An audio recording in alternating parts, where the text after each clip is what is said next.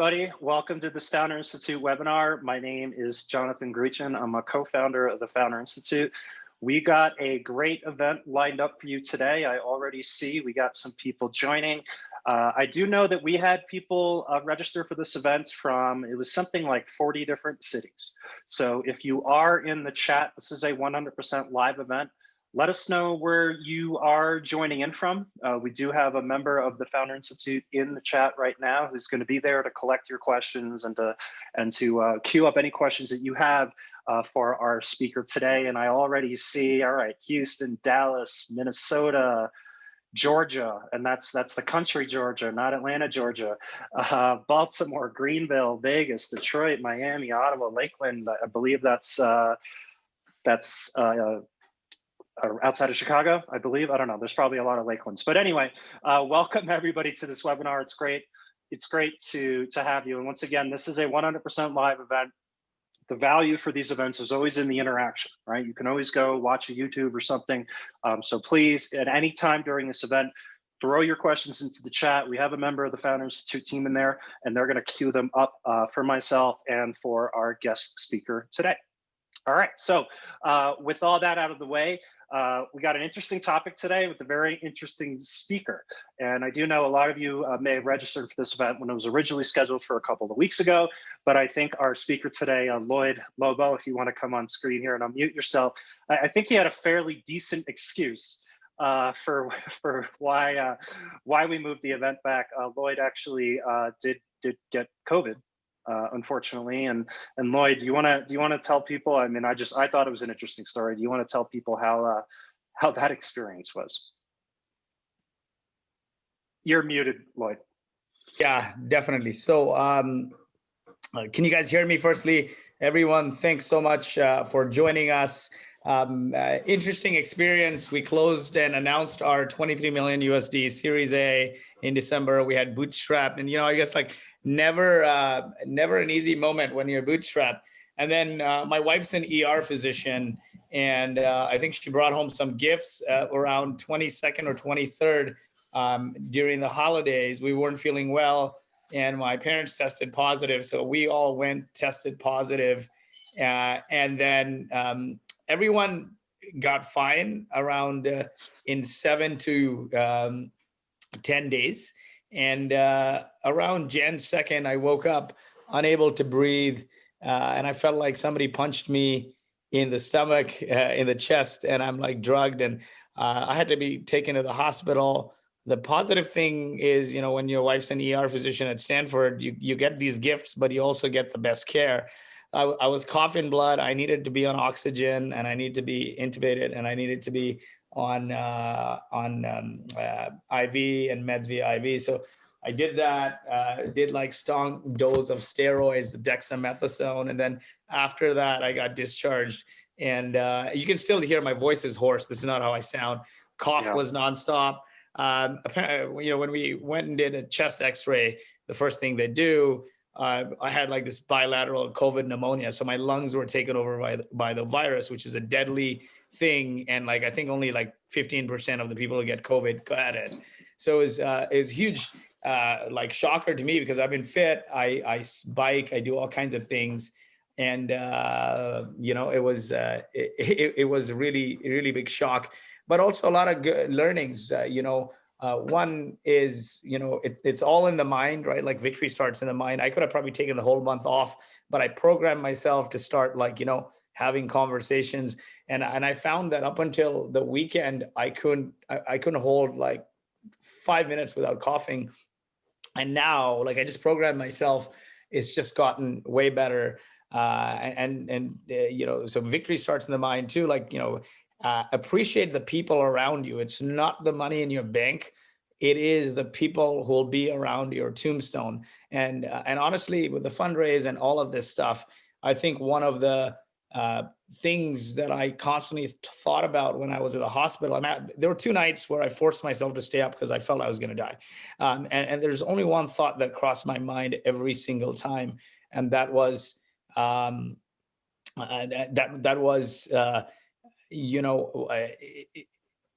I should have spent more time with my kids. COVID hit last year and it was a big scare. And our focus was like grow, grow, grow. What can you do to drive business growth? And like the fundraise happened. We run a very large community called Traction, and I'll talk about it a little more. We grew the subscriber base by 2x. We hosted 60 online events, engaging thousands of people. And and I thought to myself, none of that mattered. Like, I wish I spent more time with family. Victory starts in the mind, and appreciate the people around you. It's the relationships that matter.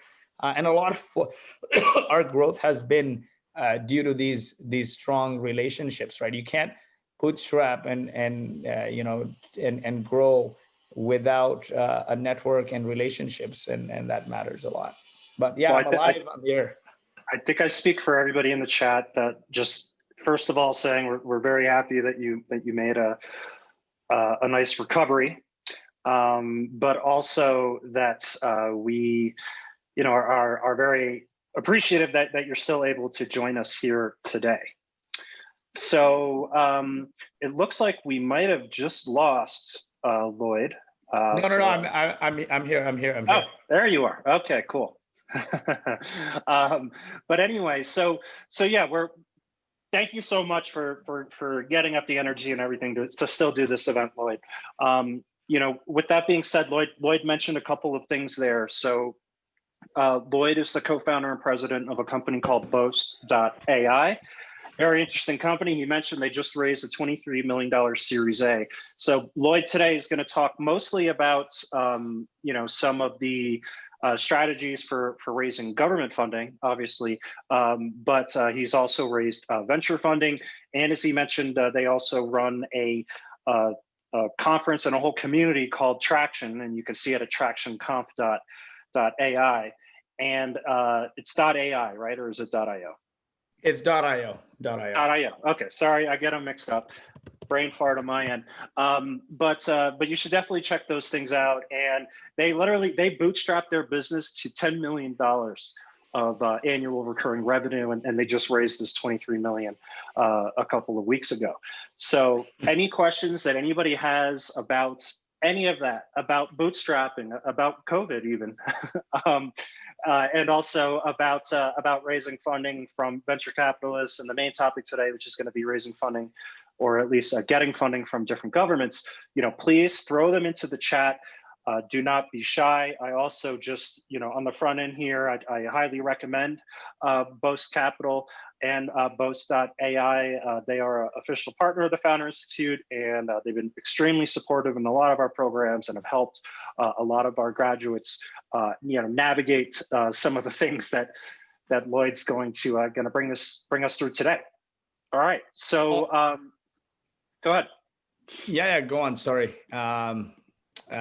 Should I just get started? Screen share? Yeah. What's the gist? I think I'll hide myself. You want to start bringing up your presentation. So Lloyd's going to go through about I think you said 20 minutes or so, right? Presentation, and then after that, please, at any time, everybody, when the presentation's over, we are going to go into audience questions. Throw your questions into the chat, and we'll queue them up. And with that, I'll hide myself, and you can take it away, Lloyd. Yeah, definitely. And yeah, in general, if you have any questions, it can be unrelated to this topic on innovation incentives. And, if it's about bootstrapping, fundraising, I'm happy to address like scaling, any of these things. It's, my background before Boast, I've been a part of 3 other venture-backed companies, most recently Speakeasy, which was funded by Bessemer and Salesforce and Twilio, which we shut down. I did a chatbot like Intercom-like company, which got into the Alchemist Accelerator, but we also shuttered it. And I was on the exec team of 2 other venture-backed companies running product and growth, which I consider failures. So one of my first rules here is you are a venture-backed failure if nobody other than the investors make money, right? So think very wisely on why you do things, raise money and whatnot, right? So I'll talk about the R&D Tax Credit program, but first, I hope you guys can see the slides here. Give you a quick overview. Each year or every year, between US and Canada, the governments provide more than $15 billion in R&D incentives to fund businesses.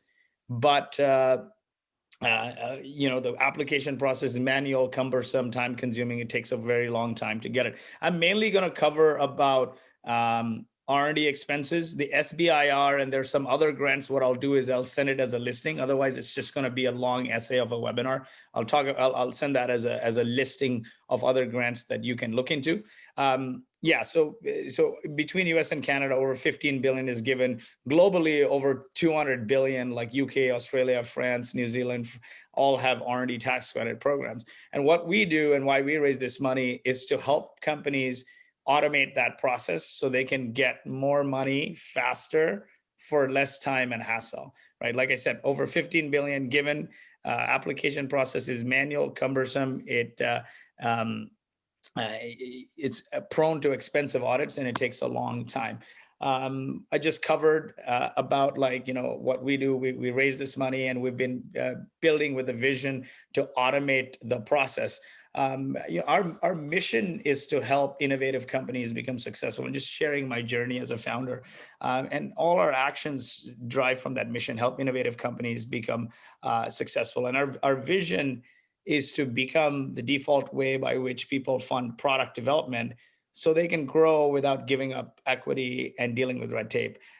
In the next couple of weeks, we're going to launch a $100 million fund, which, similar to MRR financing, does R&D based financing. So what that means is plug your tech and financial stack to Boast. We'll analyze what R&D incentives you qualify for, but rather than waiting 12 to 16 months, we'll give you the money now. So Jure asked, is it a loan, a grant, or a tax credit on your company's revenue? So these credits, and I'll go through each of them, but net summary is it's a refundable tax credit, and you don't have to be profitable up until a certain point. So I'll go through that.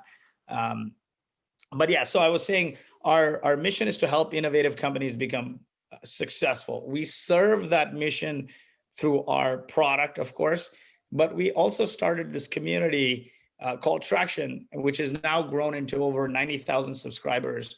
And we did that to take that mission further. Every action we do is like help your community, help the people that you serve.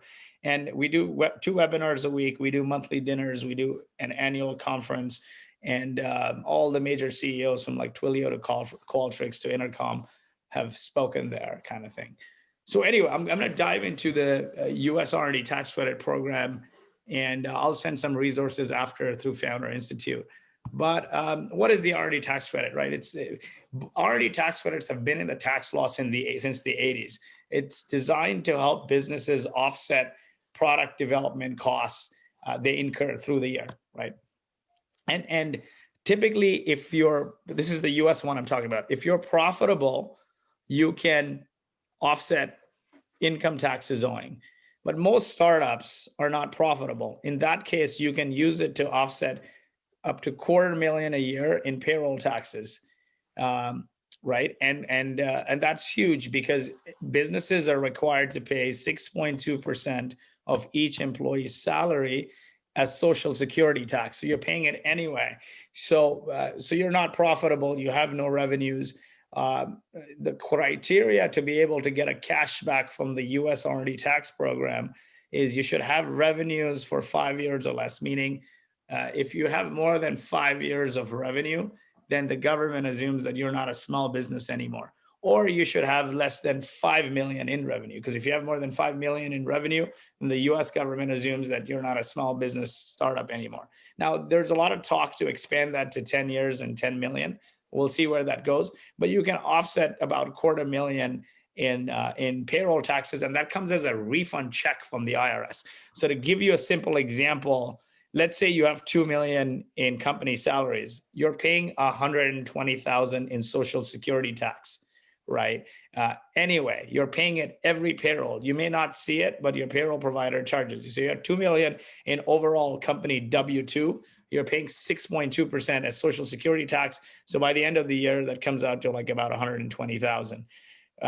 If half of that is R&D expenses like product development, engineering salaries, contractors and whatnot, you can get 10% of that. So 100,000 as a cash back to offset those payroll taxes. And that comes as a refund check from the IRS, right? So the credit is not available. So it says, not a tax exempt organization, basically. And that's the unfortunate thing. Tax exempt organizations around the world can't claim it because it's a refundable tax credit, right? So what can you claim? You can claim U.S. employee salaries, and I put U.S. there specifically because if you have employees in other countries, you can't claim this. They're giving you this money to incentivize growth in the United States. So if you have U.S. employee salaries, U.S. contractors, and then you can also claim any materials consumed in R&D. Generally, those are supplies like, in prototyping or scrap, like if you're a hardware or manufacturing computer company. Off-premise lease computer costs is just hosting costs. If you have AWS costs tied to R&D, and then you have patent costs tied to R&D, you can claim those things. And that's can be significant for a company like ours. It's hundreds of thousands in R&D spend in the US kind of thing. So how much can you recover?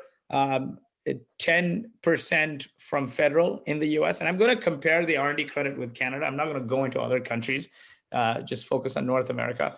And then I'll walk through our journey of how we structured and build our team and bootstrap to take advantage of the most beneficial R&D credits, right? So in the US, you can get 10% from federal, and every state is different. California is 7.5%. The unfortunate thing with state credits is they're not refundable. You have to be profitable. And as we know, most startups are not profitable. Virginia State is refundable. Arizona is refundable. New York is refundable. So if you're running a company in those states and employing people in those states like Virginia, Arizona, or New York, your state credits could also be refundable. But for the most part, it's the federal credits that are refundable if you're not profitable. If you're profitable, it doesn't matter, right? You offset income taxes. So I'm just going through some question here, and there's a whole bunch, single member LLC and whatnot. Maybe we'll take those questions at the end. If you have like some dire question, just pop it in the Q&A tab, because probably the chat is going to get bombarded, and it's hard to navigate the chat for questions. But I'll dive into some of these, and then I'll drop my email here, so you guys can just send me an email after. Yeah, so we have someone in the chat taking those questions. Got a couple lined up too. So yeah, keep the questions coming. We're sorting through all of them. It's hard to see in the chat, right? But we'll have them ready at the end of the presentation. Awesome. Yeah. So this is an example. All this is saying is like what I said, right? Like you have 783,000 in expenses, you'll get a 78,000 in cash back by offsetting payroll taxes. And California 7.5, so it's 58,000. Your total credits, California and federal, is 137. But federal, you can get a cash back via payroll offset if you're not profitable and don't have revenues. California only offsets your state taxes. But if you're profitable, then you can offset both, kind of thing, right? Income taxes in both.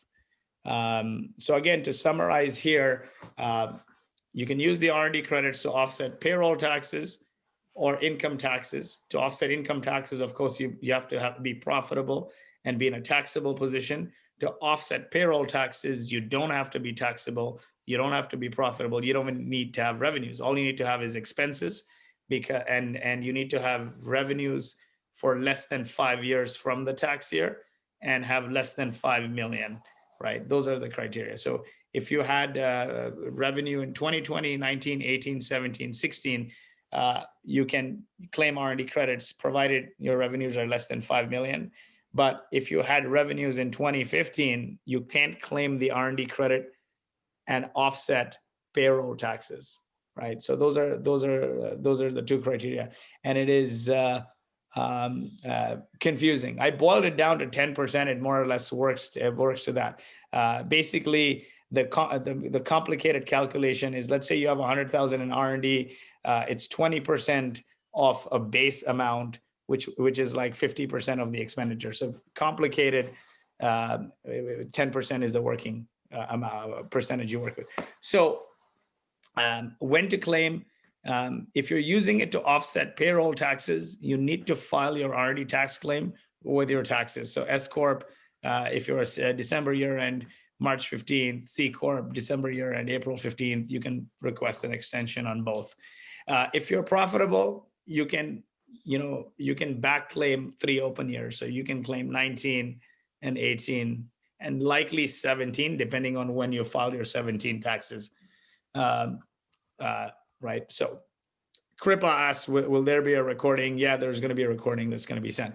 So how do you qualify? I think this is the key thing, because a lot of people, if accountant will say, oh yeah, just claim your whole R&D expense. The thing is, you're exposing yourself to an audit, because the IRS's audit guidelines say you need to prove that the work you're doing meets specific criteria, right? And the specific criteria is, one, you're developing new business or developing new products or materials or improving existing products or materials for sale.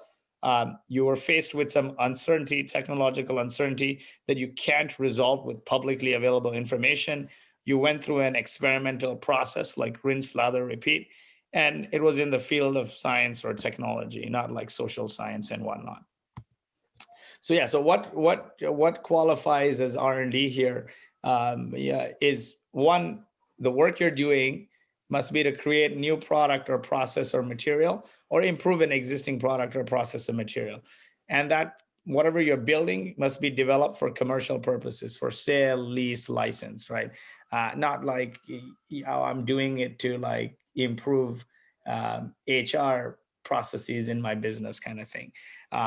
Right. But like generally speaking, if you're in the field of software development, there could be a lot of areas you can claim, like increasing speed, increasing throughput, experimenting with new technologies like artificial intelligence, blockchain. There's a lot of things like that. Hardware, food, every industry can claim R&D, because it's not like the lab coat R&D that you see. It is experimental development. Am I developing new products, materials, processes, technologies, or improving them?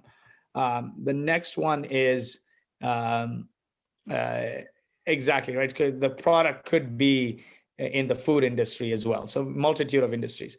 Is elimination of uncertainty. Say you're working through your product development, you face this uncertainty, which you can't resolve with publicly available information. You can't Google search the answer. There is no open API. There is no documentation that you can read. So, and those things usually arise from like something is missing in your knowledge. You don't have this knowledge. And publicly available meaning it doesn't matter if the competitor across the street's done it. What matters is available to you. So I'll give you 2 examples here. Let's say you're a software company trying to integrate with a third-party software. Let's say that's in manufacturing. You built this new middleware to integrate with a manufacturing resource planning system. But that company has gone bankrupt, that ERP system that the manufacturing company uses. There's no documentation, or maybe it's legacy. They just haven't upgraded. So now you got to write the communication protocol for the 2 systems to talk from scratch. And now there's a lot of uncertainty there, because if it's not at 100%, you could stop the manufacturing line, right? And cost them hundreds of thousands of dollars in losses. So, the shortcoming there is there's no publicly available information. The system is legacy, and you got to make the 2 systems talk at 100%. And people will ask, oh, you're building a communication protocol or an API for the 2 systems to talk. Why is that R&D? Well, because there was an uncertainty. Right. So like Cyrus asks, how about ad tech such as new attribution measurement tech? 100%. Right. And feel free to email me. We got like 45 people on the team, growing to 80 very soon. A lot of our team members who are R&D experts are also engineers in different fields, so they can help address some of these questions. How far can you back claim the R&D credit? Can you, it's about 3 years back. So 3 years back from the tax year. So 2019, 18, and potentially 17, depending on when you filed your taxes in 2017. Any business that's developing new products, materials, or processes, or improving existing products, processes, or materials, and overcoming uncertainty and incurring expenses, technological uncertainty, they can claim. Like food processors can claim. We have a whole guideline on food processors, so I can send you that after the fact as well. Awesome. And then process of experimentation is like work must be done. So you wanted to build this new product, you were stopped dead in your tracks because of this uncertainty. You Google search, you did all this research, you couldn't come up with an answer. So you work through a systematic process and says, oh, I'm going to try this and I'm going to get to a potential solution. So like rinse, lather, repeat, or like hypothesis, perform the experiment and get to the end outcome. And then, your goal may have been 100%, but really with the resources you have, you can only get at 90%. And so then this is an ongoing project that goes into the next year. And one of the key things here is keeping records and documentations of these things, because when the IRS audits you, they want to know like what was the product you were trying to build, what were the uncertainties, what was the process of experimentation you used, kind of thing, right? And then the last one is in the field of science, engineering, or physical or biological science, not social science. So that means food, manufacturing, pharma, everything comes under that physical or biological sense. So if you're in the food industry, maybe you're building a new formulation, and like let's say you're one of these meal delivery things, and the food doesn't last, and you want to build some formulation where you make the food last 10 days, but it still tastes really good and fresh. Now those are two big variables, right? Like it's like I want to ship this food and I want it to taste fresh in 10 days, like the first day. Like if there are like certain veggies or materials in there, ingredients in there, you want it to be crisp 10 days later. But at the same time, you don't want it to taste like cardboard, right? You want it to preserve the taste. So those are two things. Like, how do I preserve the taste of this food while maintaining the longevity, right? So in food, there's tons, like flavor, packaging, all of that. So almost every industry. And if you email me, I can, we'll send you the presentation, of course, but I can give you use cases for different industries. Awesome. Excuse me. So there's some exclusions, right? And there, a lot of these have rebuttals too. But one of the things is if you are claiming salaries or contractors, but you're gotten money for it from a grant, government entity or whatever, then you have to reduce that. So like for, let's say your R&D expenses for the year were $1 million that you can claim, but you got a $300,000 grant to make some hires, you have to reduce that, right?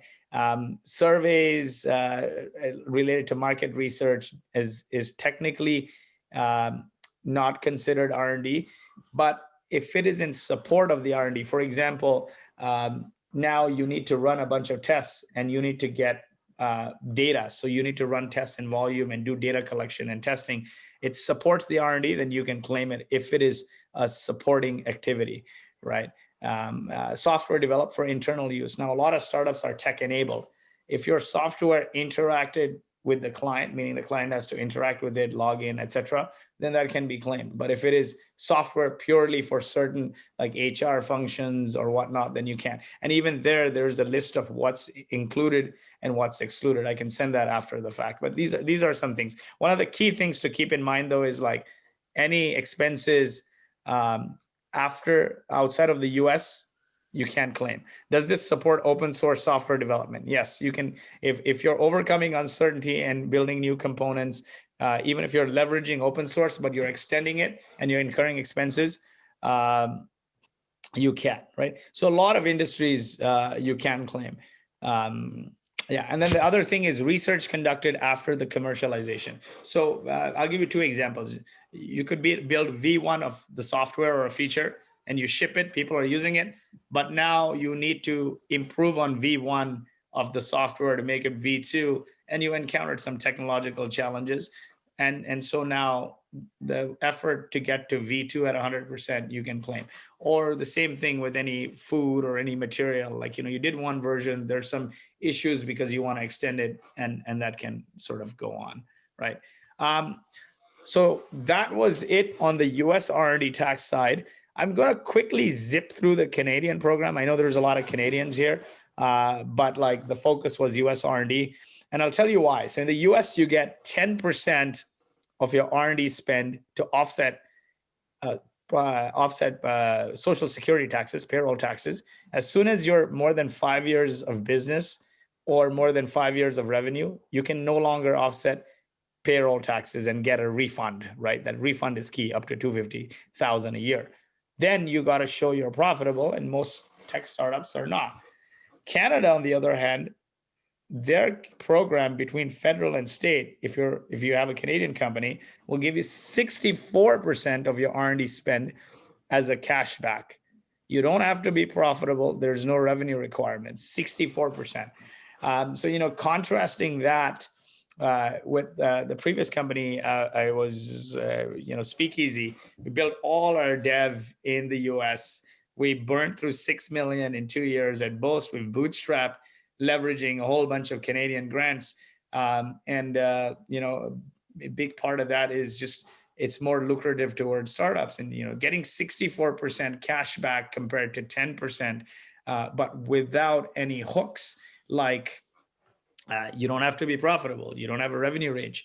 It's huge. And a lot of my friends in the Bay Area and our customers in the Bay Area have been looking at Canada. And there's a couple other benefits, like it's easy to get a visa in Canada. For example, they have a startup visa program where they give founders and their whole founding team and their spouses immigration within a year and work permit within a month or two. The other thing is they have a global skills visa program. So I was having a hard time hiring some developers. It's very competitive.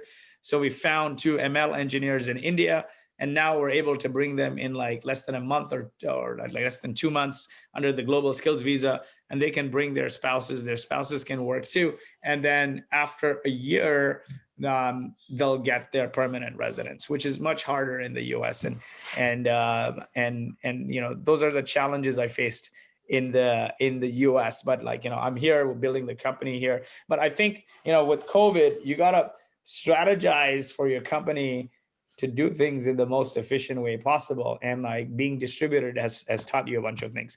So I'll skim through this. The US government gives over 10 or 12 billion each year to over 100,000 companies. In Canada, it's only 3 billion because less companies, but they give a lot more. It's not 10%, it works out to 64%. Same thing, US, Canada, all kinds of industries, as long as you're developing new or improving existing technologies. But if you're a Canadian corporation, it's 64%, it's cash back. You don't have to be profitable. I'm going to skip this qualifying criteria because it's very, very similar. But like this tells you, right? Let's say you had 261,000 and you're a company in Vancouver. I picked Vancouver because it's like a 2.5-hour flight from San Francisco. You had like 261,000 in salaries. You would get 167,000 cash back if you're a startup in Vancouver, right? If you're a startup in San Francisco, you need to, 1, prove that you have less than 5 years of revenue. 2, you have to prove that you have less than 5 million in revenue. Let's say you hit those. On a 261,000 in R&D spend, you would only get 26,000 to offset payroll taxes, 26,000 cash back. So huge, huge, huge, huge difference, right? So somebody's asking, company working on a sustainable construction material, 100%. Like most industries that I'm seeing people dropping here, there is potential there. Now, this I kept as common. Things that are common between US, Canada is when they audit you, they want to see that you have the documentation of the projects, like you've documented in Jira, GitHub, Asana, whatever tool you're using, and you've done some time tracking to figure out who spent how much time on those projects. Otherwise, when they audit you, they say it's vaporware, and you'll likely get denied or reduced, right? And so, testing, time track across like development, testing, all the activities that you're claiming pretty much. I'm going to give you a quick pitch about Boast. The intent is not to be a pitch about us, but what we do and why we raise this money is we're pulling data from your technical stack and financial stack, marrying the two to figure out time tracking from it, tax forms from it, audit evidence from it, and get you that money. And this is paired up with our in-house R&D tax experts who are engineers and CPAs who worked in industry, so they can analyze the engineers because they can analyze the data from your tech stacks and truly understand without taking a lot of time and effort from your resources. And this is a little bit of our process. We integrate with the tech stack proactively through the year. We prepare your claim, so after the year is done, you can file it with your taxes versus like trying to scramble at year end.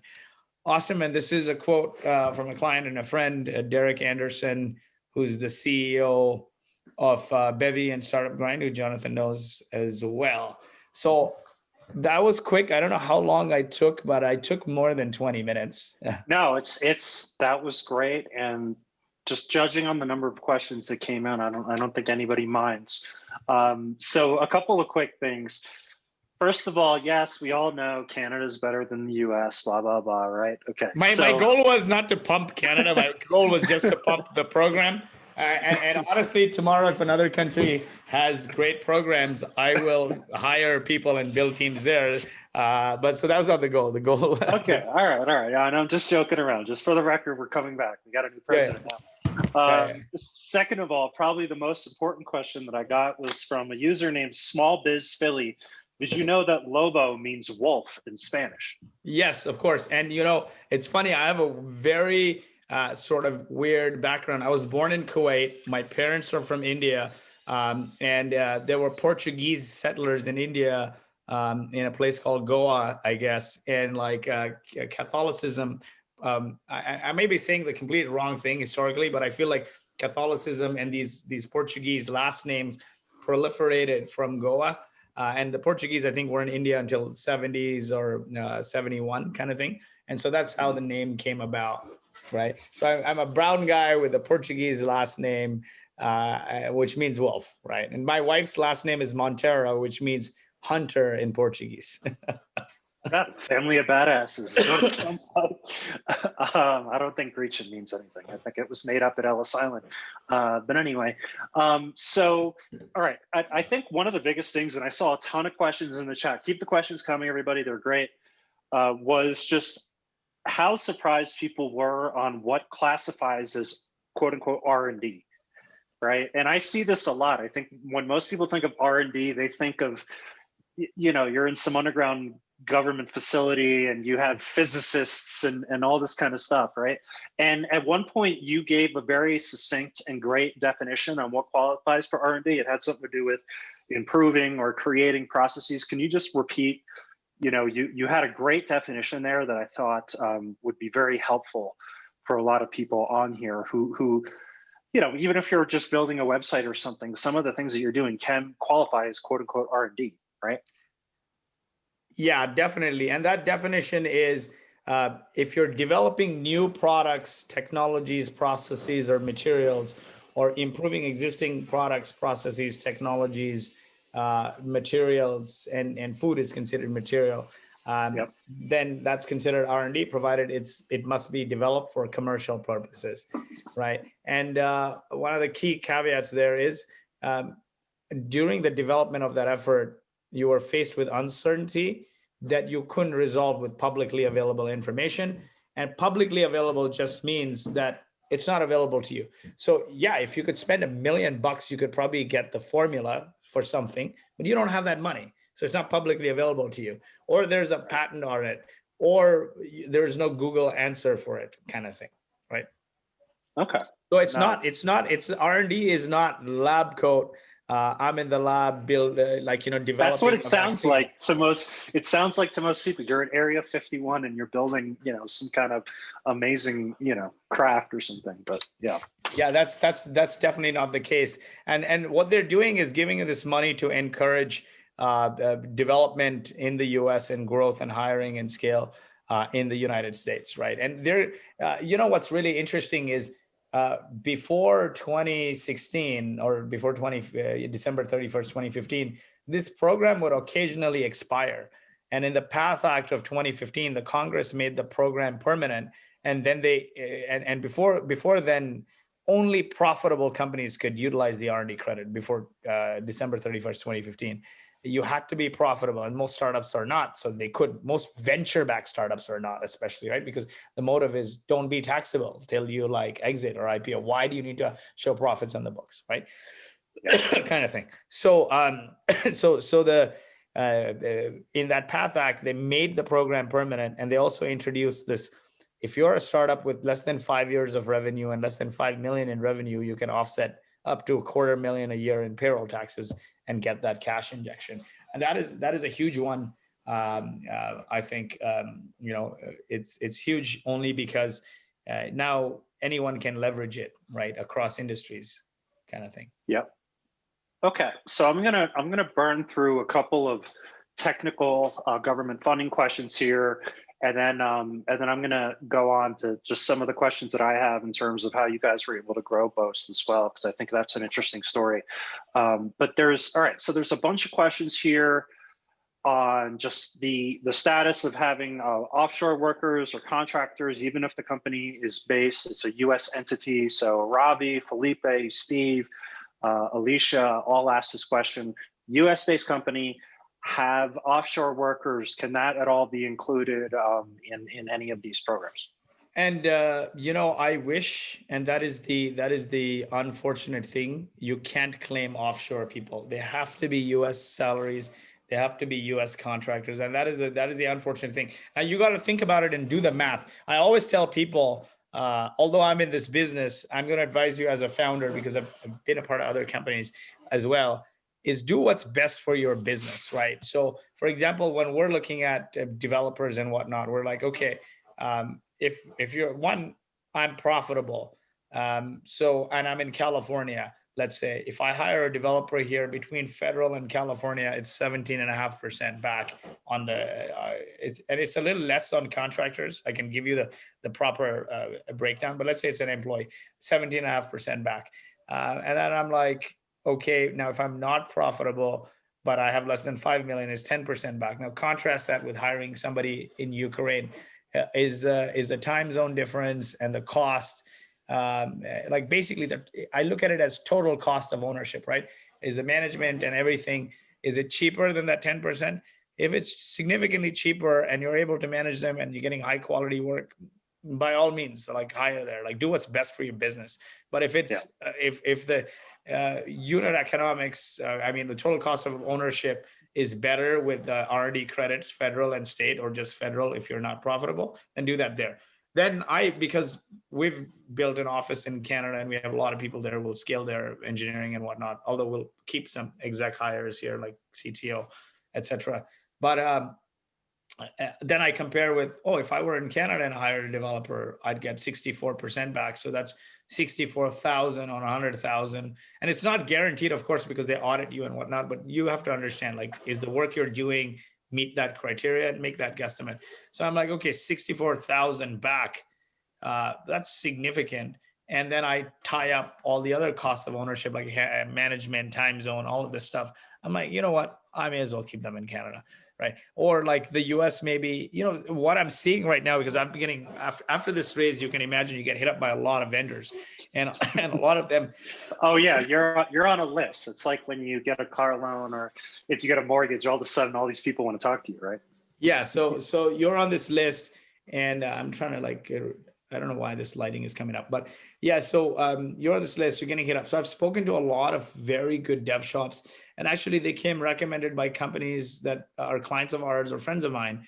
And to be quite honest, their costs are not significantly lower, right? Like than hiring, because they tack on a few things like project management, and they have product management. They have all this overhead costs that they're starting to build in. So like a developer is going to still cost you, like, I don't know, maybe between $6,000 and $10,000, right? It all makes sense too, right? Because the point of these government programs is to make hiring onshore, so to speak, more competitive, right? Once you factor all those things in, So there was a bunch of other questions here too, just on some of the technical stuff. So in terms of corporate structure, Joel, Faith, Ravi, and Akshay were all asking, is the corporate structure, whether it's a single member LLC, C Corp, S Corp. I know you said, and a lot of people asked before as well, in terms of nonprofits and stuff, those aren't going to qualify, right? Yeah. But as far as for-profit, what about B Corps and other for-profit companies? Yeah, so other for-profit companies, as long as you're taxable, you can claim, and I can send you more info on that because a little more like, I may as well send you like stuff that's written with like reference links. C Corp, S Corp, LLC. LLC, with the LLC, the R&D credits flow through the shareholders because you're getting a K1, right? And so provided the shareholder is earning income from the LLC. So let's say you're like, me, Jonathan, and Founder Institute are three members of like, XYZ LLC.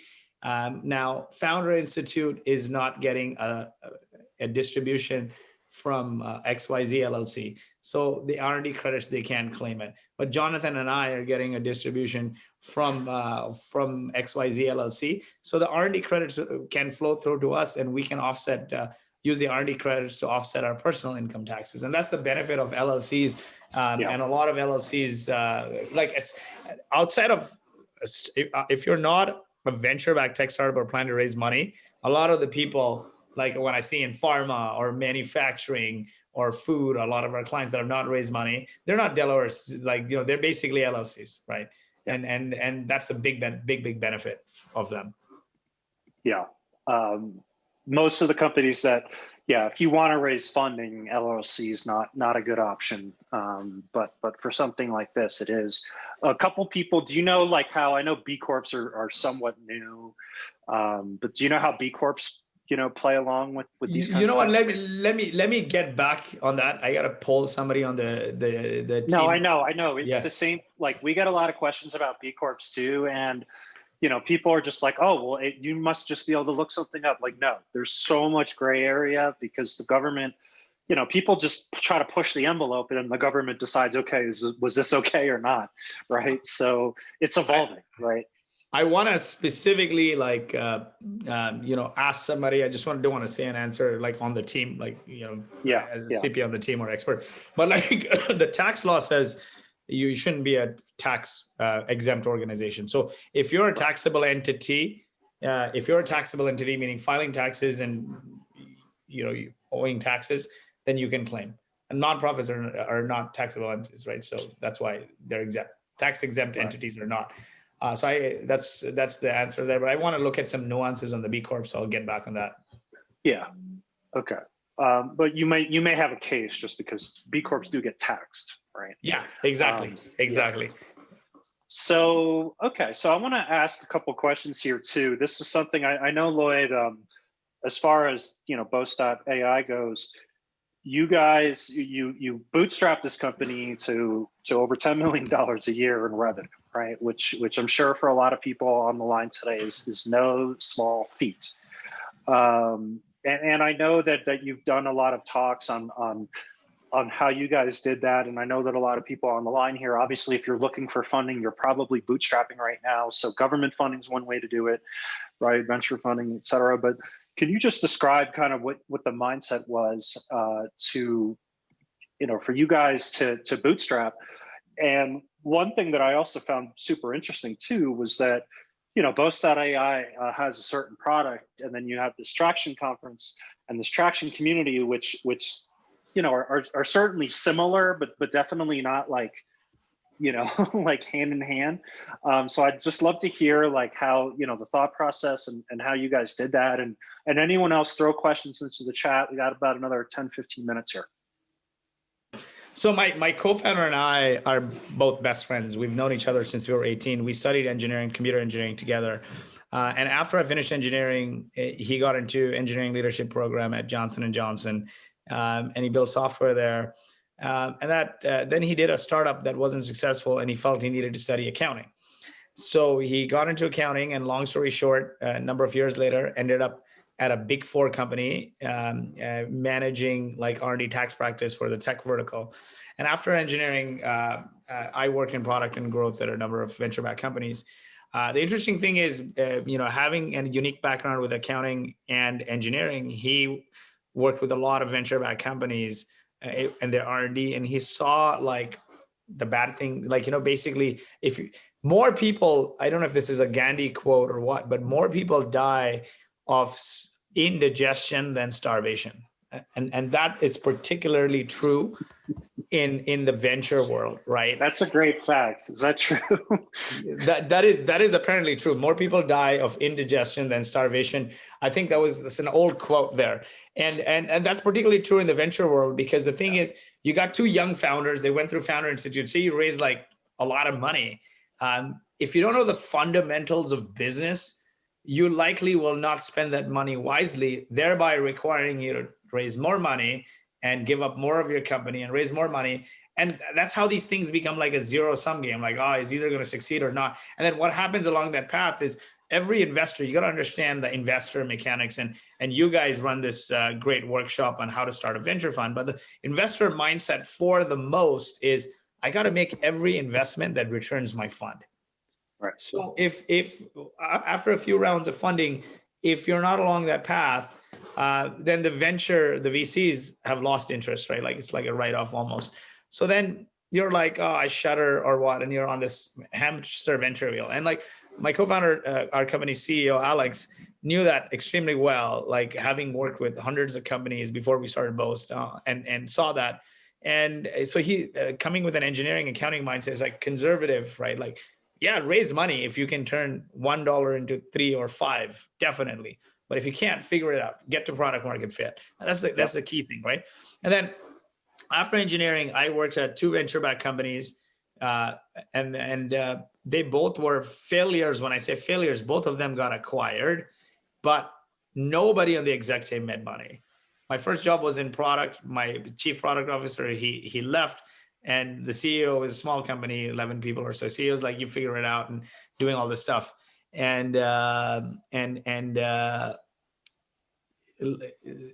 Yeah, I'm gonna turn. Yeah, can we turn off the chat here? It seems like we're getting. Let's see. All right, I just turned off the chat. Yes. So Lloyd told me he had hemorrhoids. I don't know who that is. Lloyd, is that true? I don't even know who he is. I know a lot of Joshes. I think he's trying to rhyme there. We turned the chat off. We were. It's not the first time it's happened. We were the victim of a Zoom bomber. So throw any other questions that you have into the Q&A. Chat's off. But anyway, did he spell that? Did he spell that correctly? By the way, hemorrhoids. I don't know. Let's not look it up. Let's not. I don't know how to spell hemorrhoids. So let's not distract. But like. That was funny. So then I went to another. So that was in the enterprise space. We were selling to large large enterprise like Tiffany, Armani, Simon and Schuster, and that company got acquired. But like the founder the CEO was out. The nobody made money, and the investors recouped their money. And there was another company in the B2B2C SaaS space in the ticketing world in Philly. So that was in New Jersey, New York, and then this was in Philly. And the same thing, right? And then Alex said, hey, you know what? This process of R&D tax credits is very manual. We can start with R&D tax credits, and then based on the data we collect, we can launch other financial services like what we're doing, like automate R&D credits. Now we're doing R&D based financing, and who knows where this goes. And so I was like, okay, great idea. But like we also had a few other ideas. So Alex also had the idea of, hey, we should automate customer service. And so I also spent 2013, 14 figuring out how to build a chatbot on top of Zendesk and getting traction for it. And I think the key learning that got into the Alchemist Accelerator. We didn't really go through it, but one of the learnings there was customers want an outcome. Like we talk about product market fit. Why companies don't get to product market fit? Because customers want an outcome. Your number one job should be delivering outcome. The concept behind Automatically, which you founded around the same time as Boast, was, but we thought like Automatically is sexier and like tech and whatnot, right? So Automatically was consumers are getting a lot of, or companies are getting a lot of queries from customers, and they're inundated. How do you automate that flow? We ran some tests on Twitter, and we were able to respond like a real human, like automatically, intelligently respond like a real human to JetBlue at like 90% accuracy. Great. First step was, now let's validate it with more. My process is figure out the ideal customer profile where they eat, breathe, drink, sleep, build a list of people, and reach out to them, like 100 people a day, 50 people a day, that kind of thing. And like say something. The manual work, right? Like to do things to scale, so to speak. Like yeah, and you can automate it somewhat, because you can back then I was using Mechanical Turk to scrape emails, and then using mail merge with Streak, and you reach out, and now you can do sequences and mix max and whatnot, right? Outreach, the more you spend, but they're cheaper tools. But reaching out to say, hey, I'm an entrepreneur, you're head of customer success service at this company. It appears that most companies are inundated with queries, and we're building a solution to automate that process to respond like a real human. Would love to get your feedback, not looking to sell you anything. We lined up like hundreds of interviews like that over weeks, and that's what Founder Institute preaches as well. We lined up hundreds of interviews, talked to lots of people, and then we figured out the ideal customer profile. We knew it was a pain point. Where we failed was we did these interviews on heads of customer service at automatically on large enterprise customer service reps. And when you're running short on time, everyone's like, yeah, we use Salesforce, or we use like a Oracle product for customer service, these large enterprises, right? And so then we reached out to Salesforce and Oracle, and they're like, yeah, we're not getting you in our marketplace. Like, go build a customer service application. Who's going to do that? You're not going to get traction. The key thing is also figure out one pain point and solve for that, and make sure the customer gets that outcome, right? Get them to an aha moment right away and solve for it. And so we reached out to Salesforce and Oracle, and they said, no, you can't get in the marketplace. You have to go through a security review, yada, yada, yada. So Zendesk was doing a conference. So I went to their conference in SF, and I cornered their marketplaces person. And they're like, yeah, you can drop an app here. And so we built an app, and we dropped it in the Zendesk marketplace, and we got a lot of downloads. Now, here's the biggest mistake we made. So one is customers want an outcome, but like, you'll see how we got there is we did all our customer development on heads of customer service at large enterprises. And then Oracle and Salesforce said no, and then we quickly cornered Zendesk and got into their marketplace. We didn't do any customer development on Zendesk's marketplace. So we threw the app there. I kid you not, I don't know how it was like an intercom style chatbot on Zendesk. A customer query comes in, it creates a response, you edit or approve, right? And the edit or approve came from the feedback. Initially, we were just responding. And the Zendesk customers were like, guys, like, dude, like, this is garbage responses you're sending, right? So we made it edit or approve. And what we realized is all of Zendesk customers were really small with no data set, no big data set, nothing. And so, when you do a Turing test on effectively, when you run a Turing test on Twitter, on JetBlue, they've got so many queries that you can respond like a real human. Zendesk customers in 2013, 14 were really small. And so we couldn't do that. If I knew then what I know today, customers want an outcome, I would have just gone to every single customer and be like, what are your most common questions? Create a decision tree and just build that as a bot custom till we figured it out, right? Till Zendesk got bigger, till we got enough traction. So we had to shutter that. After that, Boast was at a point, still early days.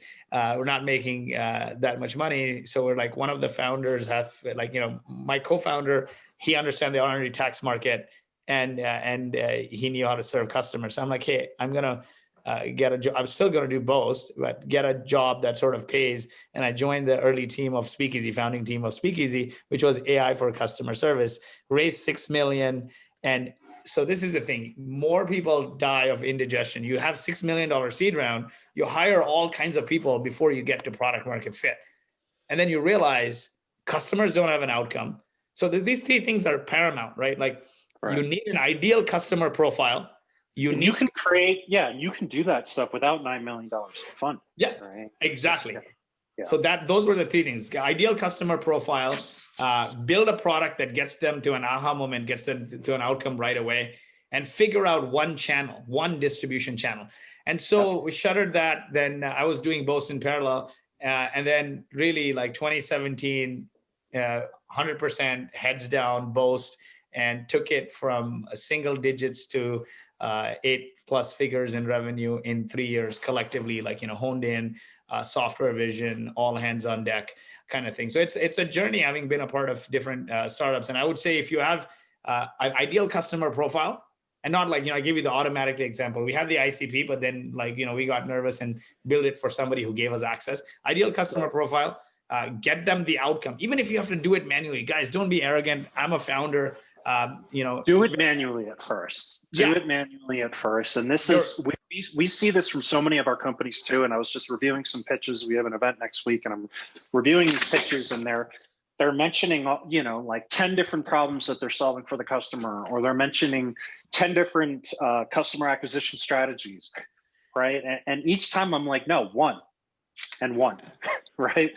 Like there's so many products that do 10 things poorly, right? Do one like, thing. yeah. And there's this great. You don't need $10 million in funding to just do that one thing, at least to start figuring that out, to start building it. And then you need the money once you want to, take it like, nuclear, Exactly, right? And so don't get into this Silicon Valley trap of everything needs to be hyper growth, double, triple. Rahul, who's the founder of Superhuman, took several years, I think almost 6-7 years to build it. Building good businesses with fundamentals takes a long time. Focus on the customer you're serving. Let that be your primary guide. Get them to an outcome. If you keep doing that, the money will follow. Focus on making money and making customers happy. Nobody cares about the fancy AI and the dashboards. What they care about is, like with us, did I get my check? And did I not get a call from the IRS? So one more thing here that you touched on, and is tied to traction, is the channel, right? Ideal customer, one kind of customer getting one kind of value coming through one or two channels over and over again. So you get this one kind of customer getting one kind of value coming through one kind of channel over and over again. You're ready to scale. Take as much money, dump it in there. You have your metrics, you're going to scale. So with us at Boast, it was dialing for dollars. So like we started with sales, right? And as we talked to more and more people, we knew that you need to build your brand as a thought leader in that space to be able to have people have the conversations. So we started doing we knew we were selling to founders, CEOs of technology companies. So we started doing meetups, inviting people as speakers. Those meetups turned into a conference. That conference evolved into traction. We partnered with our good friends, Ray and Launch Academy, because they have the same mission, and you need the support as a bootstrap company to collectively build it. Those meetups turned into a conference called Cloud Factory, story for another day, where I had another partner who ran away with the money of the conference. So we pivoted, turned it into traction. And then last year, what happened was last year, COVID hit. And since then, traction has grown into a community now. And basically, we knew we were not going to do the conference. So we started weekly webinars. That's the other thing, right? If you want to build a brand, you need to have a cadence. If you say, I'm going to do a webinar, you can't do one and done. You got to do it like every week. So now we're doing 2 a week. Our lineup's full till April. That's turned into a community. People register, you send them a follow-up email, they engage. But really, it all ties to your mission, right? Like before you even build a product, like write down a mission. Our mission is to help innovative companies become successful. And yes, we serve that mission through our product, but our customers want more than R&D tax credits. You said it. They want funding. Right. They want scale. They want growth. They want hiring. They want all kinds of things. How do I give them that? I want to be the broker of resources for my customer. Well, that's why we that's why we focused on building traction. And so one kind of customer coming through one kind of customer getting one kind of value, which is like founder CEOs of technology companies getting government money to fund their business, coming through one kind of channel, cold call, warmed up with our community, and over again. Now, yeah, we're literally hiring our first marketers, right? And sorry if I was loud there, right? There's a big storm coming here, so my windows are shuttering and stuff. But yeah, I think it's brilliant too, because what we're talking about here a lot is focus, right? It's like focusing on one. But if you could also look and say like, okay, Boast.AI does this thing, and then there's this traction conference which does this other thing, right? So you could see that as unfocused, but you guys are tying it together through a unified mission. So it doesn't really matter that they're kind of tackling different, not even necessarily different. They're tackling the same mission, the same larger problem, even if you're kind of dividing it to smaller pieces, right? And yeah, building that audience is so so important. And just for anybody on the line here too, that's definitely at the idea stage of your business. If you don't have a product yet, and if you're in some of the things that Lloyd was talking about on just dialing for dollars, talking to people, understanding what problems you need to solve for them, if you can build an audience, right? Not only are you actually going to probably have a customer base once you do have a product, but you're going to learn so much more that's going to allow you to build a product that people actually want. Exactly. Right? And, you know, if you look at, speaking of products, everyone knows Product Hunt. Product Hunt started as an email newsletter. If you do things manually, technology will not buy you engagement, but engagement will buy you dollars, which will enable you to build technology, right? Yep, exactly. That's a great way. That's a great way to put it, Lloyd. Awesome. All right, I think we're at the top of the hour. Sorry for taking 6 more minutes here. No. We're good, man. A lot of people stuck around. So yeah, for everybody on the line, I did see this question a lot. Yes, you are going to get, I believe there's an automated email that's going to go out 48 hours from an hour ago. So 47 hours from now, exactly. You're going to get an automated email with the video recording. Lloyd, I know you wanted to share a bunch of links and stuff, right? You referenced a couple times during the talk today, people were asking specific questions. Lloyd's going to send me those links and we will include those in the follow-up email. For anyone else, you know, please check out Lloyd's company, Boast.AI. They do, like, as I said, they're a partner to FI, that they've helped a lot of FI companies. It's a good company. And even if maybe you're not in the market for that right now, check out the tractionconf.io. You mentioned some of the names that were coming up. I know there's Jeff Lawson from Twilio. You guys are interviewing some of the best practitioners in growth marketing. Awesome. Thanks so much, Jonathan. It's been a great relationship partnering with FI as a mentor and as a supporter here. And thanks for all the love and support, everyone. If you have any questions, just hit me up LinkedIn or email me. And Jonathan, let's stay in touch and let's have you on a Traction webinar in short order when you're not so busy. Yeah, I look forward to it, man. Awesome. All right. Take care. Have a good weekend. Bye. Thanks, everybody.